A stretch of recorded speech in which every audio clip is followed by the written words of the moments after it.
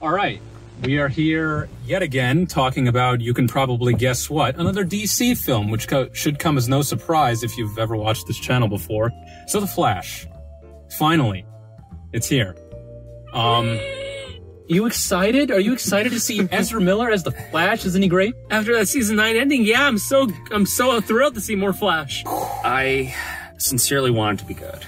Yeah, I don't think it's going to be, but I sincerely want it to be good. Ezra Miller, controversy aside, and I've said this before, I'm just putting that aside. I just want to see this freaking movie already. It's been 9 years. Yeah, since they announced this thing. Yeah, I'm gonna read a list to you, and I want you to guess what this is.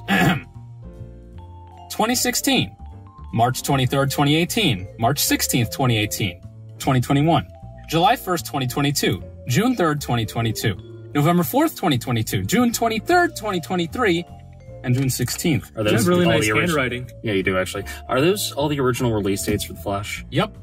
It's about like 8 dates. Times? Yeah. Now I'm going to read another list, and I want you to tell me what you think it is. Okay. Phil Lord and Chris Miller, Seth Graham-Smith, Rick Famuyiwa, Joby Harold, Robert Zemeckis, Matthew Vaughn, Sam Raimi, Mark Webb, Jordan Peele, Ben Affleck, Dan Mazzou, John Francis Daly, and Jonathan Goldstein, Ezra Miller and Grant Morrison, Christina Hodson, Andy Muschietti. All the people who were attached to direct. These are all people who are at one point or another attached or asked to write/direct. Ezra Miller was going to write and direct this? He was rewriting it with Grant Morrison, and then Warner Brothers said, nah. I don't know what to say. We're going to see it. I have not heard good things about the CG, but I will try as hard as I can to ignore its distracting nature. The thing is, the audience score for this is currently sitting at 95% on Rotten Tomatoes. People do like this movie who have actually seen it. It's sort of box office, not necessarily a bomb so far, but it's definitely not doing as well as expected. Well, it's only been a couple days. We're seeing it opening weekend too, so that's liable to change, but...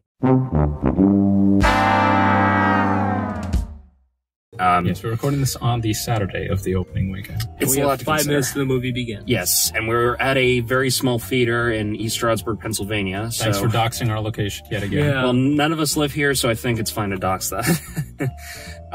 You don't know our real names. I'm sincerely hoping we do not miss the start of this, because we have like a 5-minute walk, and it's 5 minutes to the actual showtime. So let's run out of here, and let's see this, and we'll be back in a flash. All right, you can kill me now.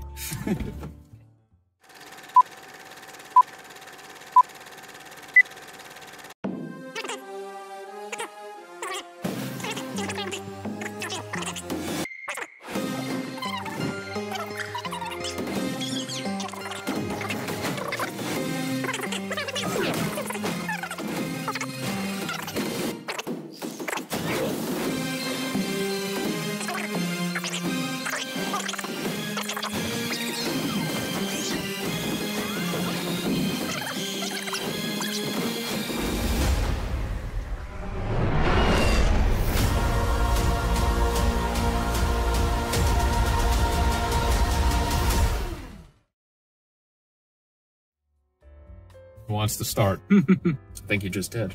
Yeah. Well, before we get into anything spoilery, because there will be quite a bit, did you guys enjoy The Flash starring Ezra Miller in 2023? Enjoy, yes. I did. No. I enjoyed it. I thought it was a very fun movie. I thought, for as long as we've been waiting, that it was a little underwhelming in spots. And, I mean, I can't really say why it was underwhelming without getting into spoilers, so if you want to get into plot points, or I don't know how you wanted to introduce this. When I was looking up that list that I made, I was reading about all the iterations the script went through and how, they wrote it serious, then they wrote it comical, then they added more serious, then back to comical. So you could definitely see a lot of the comedy elements that were in this. In fact, 3 of the names that I mentioned, as far as writing goes, were credited for this. And I don't think it was like all one or the other. So this is a script that was, I guess, cobbled together over time. But for what it's worth, I did enjoy the comedy elements. I did enjoy the action elements. As far as like a story arc for the main character, it does pretty closely follow the whole Flashpoint thing, aside from a certain character who is left out of the thing completely. But, So, you know, he has the you whole mean- thing where he learns how to travel through time, goes back in time to save his mother. Then everything is topsy-turvy, and he has to correct it. Oh, and in the process, he loses his power when he goes back. That's sort of a spoiler. Sort but of a doesn't hero's really journey matter. thing, But yeah. just to say that they took that from the comic storyline is he loses his power when he goes back, and he has to regain it somehow. So Well- the thing is, there's not an explicitly bad thing about this movie, right? Like, every part of it works for me. It's good character. I like Ezra Miller in the role. I like Keaton. Surprisingly, I was surprised by this. So one of the issues I had with him in Justice League was how, like, overly comical he was, because Barry Allen, the character in the comics, is more serious. They play on that in this film because he's older now. He is more serious and he's more Barry Allen-like, but he's with, as you see in the trailer, another version of himself who's younger, and he is the more, like, unserious, sort of always joking around thing. Right. So the movie, obviously from the trailers alone, you know that it takes place when General Zod's invading Earth. So that happened in 2013, right? Right. So 10 Barry years is ago. 18 in that movie. So he is 28 He's our in age. modern day. I mean, presumably Oh, it's been, yeah. a little bit of a time skip. So if you go by the original Justice League, it's been 8 years, 7 years since. 2016 that came Wait, out, right? no, it was 2017. Was it? 2017. Was it 2017? Roughly. So Okay, it's been so- like 5 years. So since 6 that years movie since came he like out. Sure. joined the league. Yeah, so he's learned a lot, clearly. He's using his abilities more effectively. He, like, knows all these different tricks. And I like that aspect. They definitely showcase the Flash's powers decently. It's not an origin story, which No. can not be said that's about okay. a lot of solo films, like a lot of first feature solo films. Yeah. But we can be clear that it does neglect the Snyder Cut because he did travel back in time. The Snyder Cut. Didn't they mention that offhand when... Because there's a lot of things that There were- are said... there like, was- There were Cool. parts that I think either directly or attempted to reference the Snyder Cut, so I feel like that is at least partially. I think you need the solo subtitle to see what I do need the subtitles. he like, said. I can't follow the dialogue. Like, I don't know, I'm slow or something. But there's, like, details that kind of brush over quickly. Like, he's talking to Bruce, and he's like, I time traveled. And then Bruce said, so this is different than the... And then it got garbled in my head because I was trying to, like, think about it while keeping up with it. This happens to me every time I watch things. Yeah, I mean, there were spots like that that made me think, oh, the events of this thing at least happened. I'm trying to think. I feel like there was one other spot where it was like, oh, yeah, that definitely happened in the Snyder Cut. Was Vic even mentioned? Well, yeah, they mentioned, oh, hey, he's not Cyborg yet. Oh, yeah. Because they showed You're the, right. yeah. Because Ray Fisher declines to be in any production associated I thought they didn't with... ask him Walter because of Hamada. his Twitter breakdown. No, he was originally supposed to be in this movie, but then he said, I won't be anything with... Walter Hamada. Which Yeah. Walter Hamada clearly still had, he had a producer credit on this, so I guess Yeah, he it was had... involved to some That's funny. At the end credits, they had the producer credits, like all these people who are no longer at Warner Brothers. Right.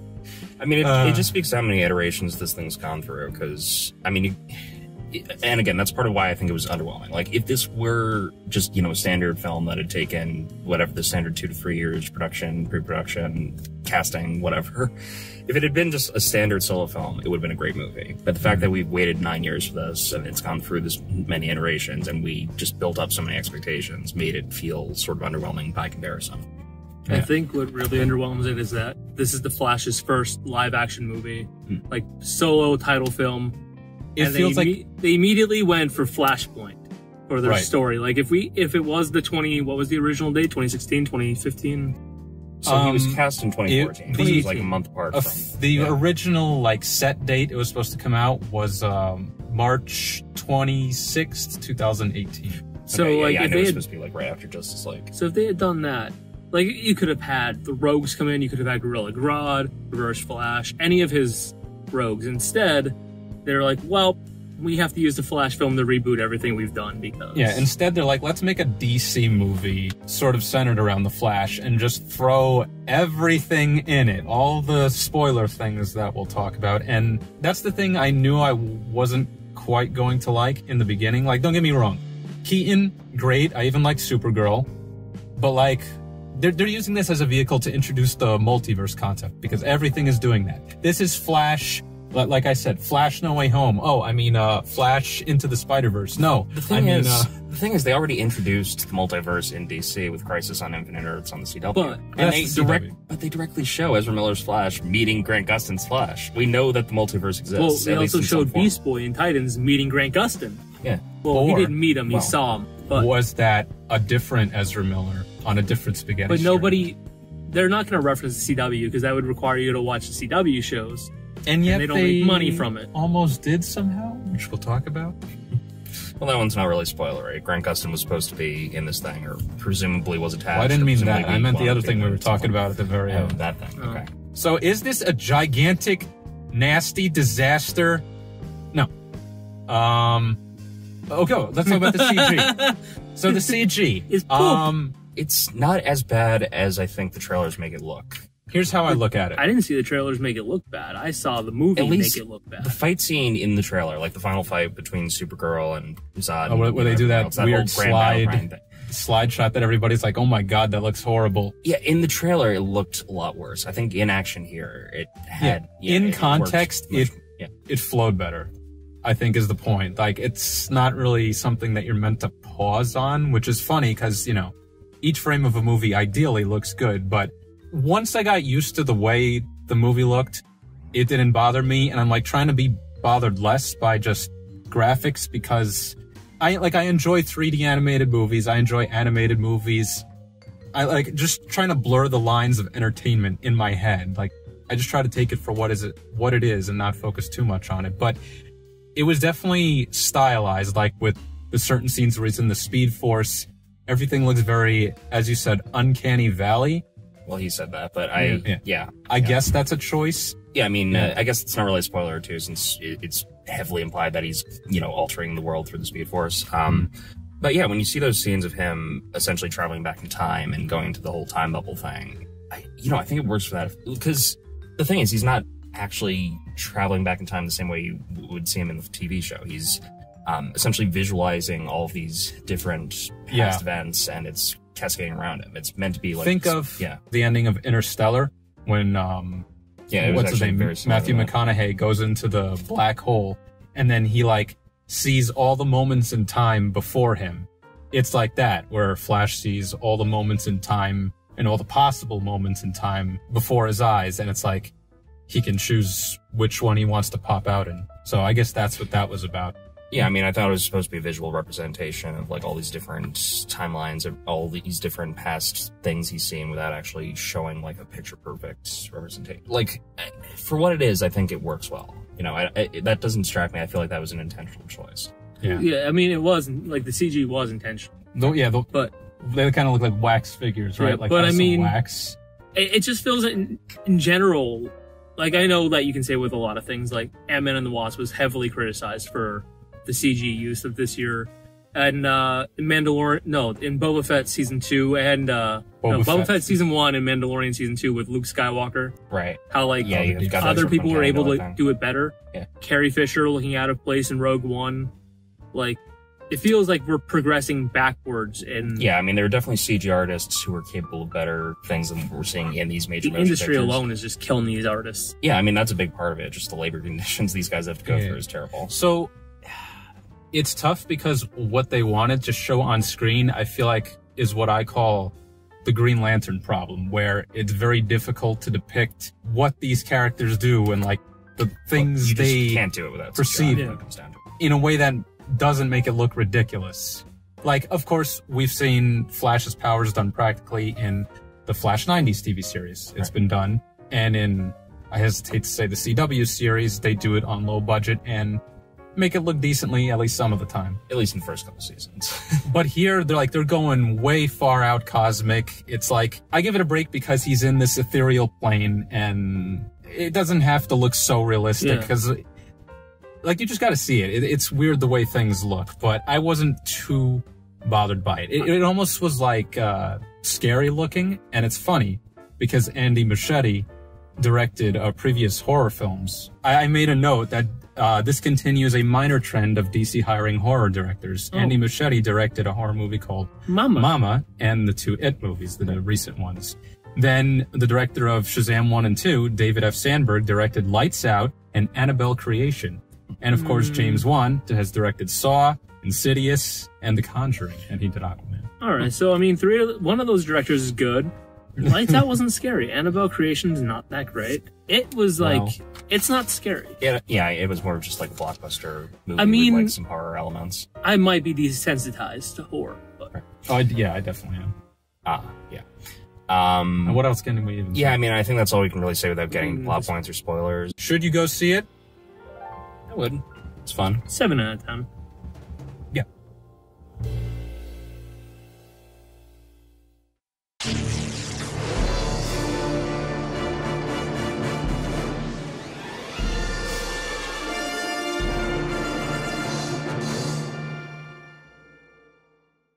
Spoiler time. Big Teddy Sears Gore. Okay, you had several actors from The Flash that could have been on this, but you chose a non-Flash. I mean, to Gunn's credit, like, he did say they were going to try to, like, converge these worlds a little more, TV, film, gaming. Okay, so Gunn wasn't involved What in are we this. talking about? There's a scene towards the end where he's in the... I think we're talking about the multiverse.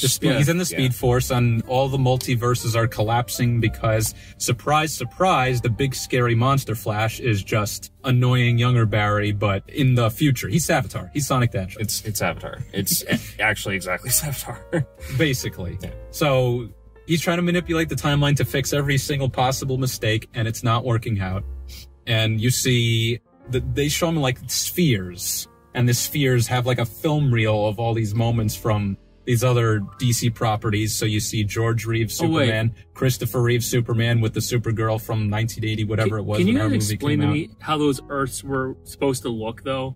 Because it looked to me like it was the other forces at first. Because like when they zoom out into the universe, They're just colored spheres. I know, but like it shows like Barry and them in in the arena with all the like the time moments around them. I think they were meant to be universes. But when you, I know they they're just were, but supposed when to- you go out, like all of them had like the film reels around them with Yeah. like the multiple characters, and then inside of each one, it also like the first one, it had You the see Teddy like an Sears opening from their perspective. running around like, in there. Yeah, so who the fuck is Teddy Sears? He I think played... he's just a version of Jay Garrick. right, so there, you see a guy that looks like Jay Garrick, and But why is apparently... he running in the time? Well, I Wait, think wait. it's just implied that that version of the Flash is causing a rift in their universe, which is causing them to see the whole thing. Or maybe there's a version of the Flash in every conceivable universe where this convergence is happening. But who was That's- doing that in Reeves' universe then? Because they're just staring out into the multiverse from the gap that opened. Well, maybe that's where John Wesley Shipp is, and they just forgot to put him on screen.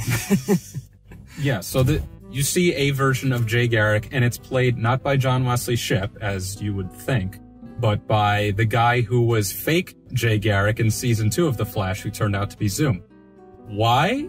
I don't know. Why did you do that? I don't know. That's the stupid... Get John Wesley Shipp, come on! He was the original... All right. Oh, and... Nick Cage was the best part. Nicolas Cage Gotta from be Superman Lives, Superman. which...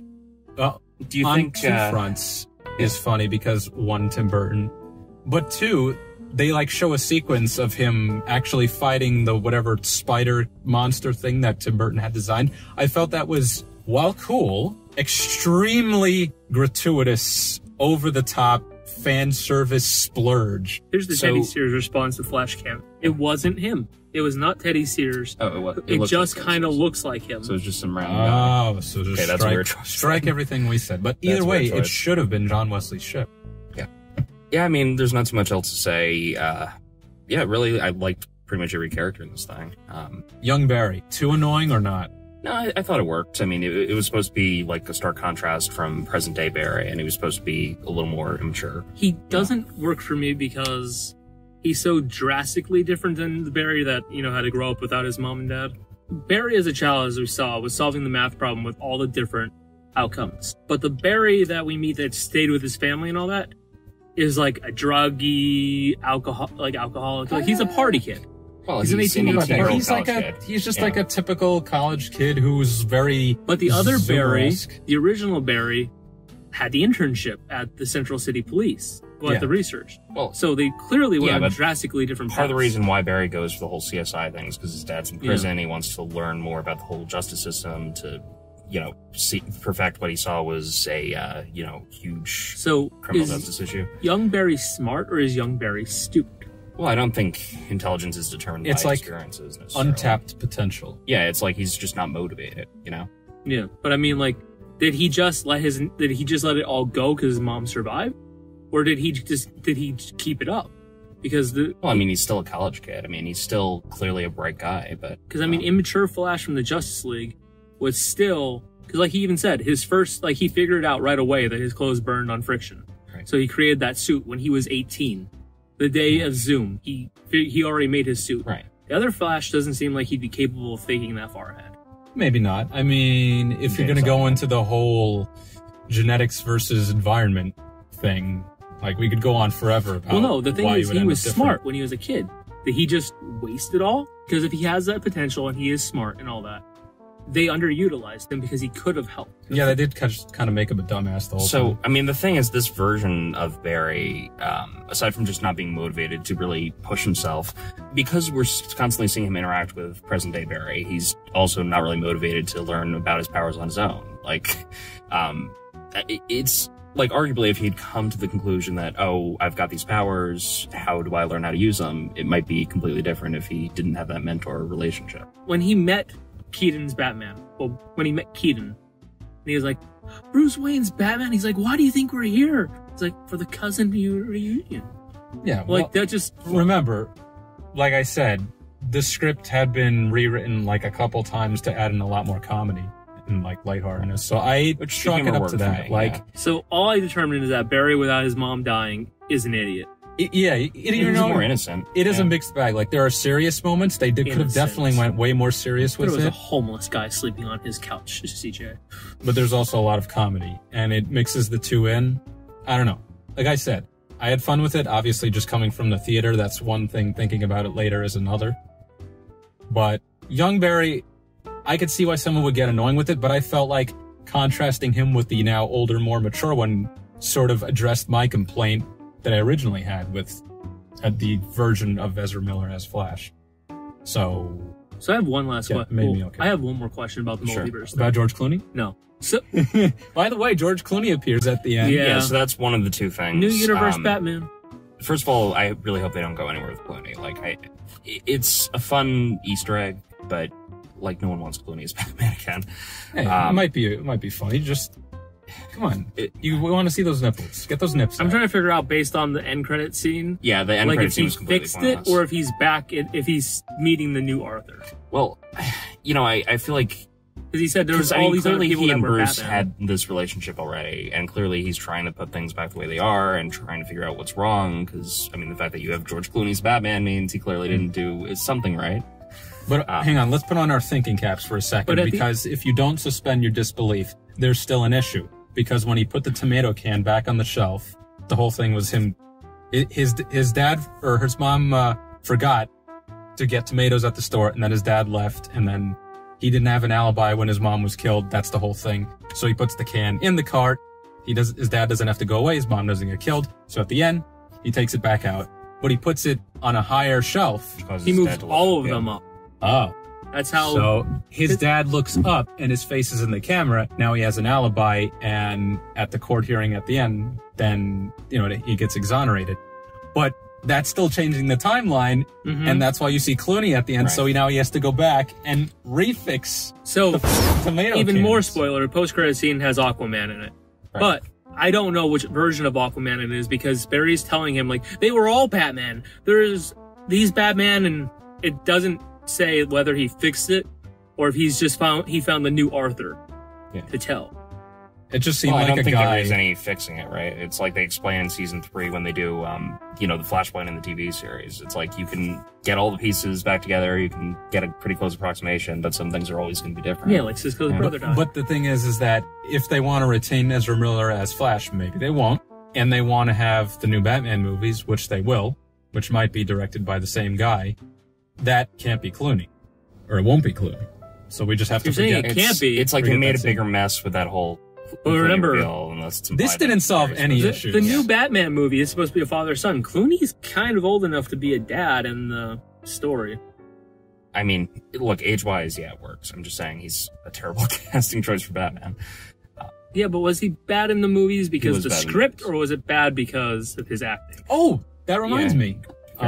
Because I always think of the Clooney movie as like the 90s version of Adam West. You see Adam West in one of the universe Yeah. things. Oh, you do? Yeah. Yep, Oh, very It good. was the one they completely didn't zoom into. It was like the yellow one. Yeah, and you hear Joker laughing. Okay, I completely missed Which that. they- Caesar Romero. They did Because there that- was one where you saw like the 40s Batman just like briefly, with the No, that in was black and white. Do you guys realize No, they that was, used Adam Cesar West. Romero Sure. for like Yes. all the universe crossovers?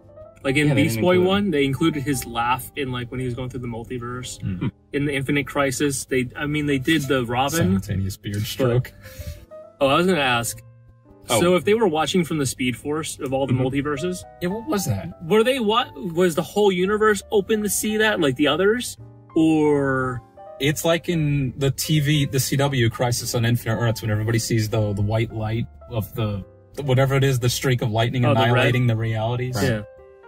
I mean, my whole theory, since we do see that version of Jay Garrick rewinding time in the Christopher Reeve universe, or not Christopher I don't know. Reeve, He was George Reeves he just universe. appeared somewhere. I didn't know what was going on at that I'm point. I'm so- like, this is just wank at this point. That makes me think, there's a bunch of different Flashes doing essentially the same thing that our version of Barry's doing, right? Like, they're all effectively causing these changes, that's causing these rifts to open up, that's causing them to see each of these other universes, and that's why we're seeing, I like... think you're thinking too deeply into it. Maybe I am, but it's like, that makes more sense than, they just happen to have Jay Garrick running at the same time as Barry, They just did too many Supermen. Like they showed every single universe as a Superman, and I understand like he's like going to the button and all that. Every universe, It's like the whole Doomsday Clock thing, where Superman is like the center of every universe, and every universe sort of forms around him. but they could have Don't done. spoil anything, sorry. They could have had so many other properties that shown up Right. instead of just No, it could've been focusing handled. only on. Well, that's the thing. Like, I like the cameos we saw. The whole using CGI to essentially deepfake dead actors is sort of questionable, and I know people have been like sort of not cool with that for understandable It reasons. didn't even. Here's the thing. It didn't even look like deepfakes. It looked like straight up, CG. and like this could be, depending on how you look at it, either a dig at the movie or a compliment to fan films. It looked like fan film 3D model animations that I've seen. Sure.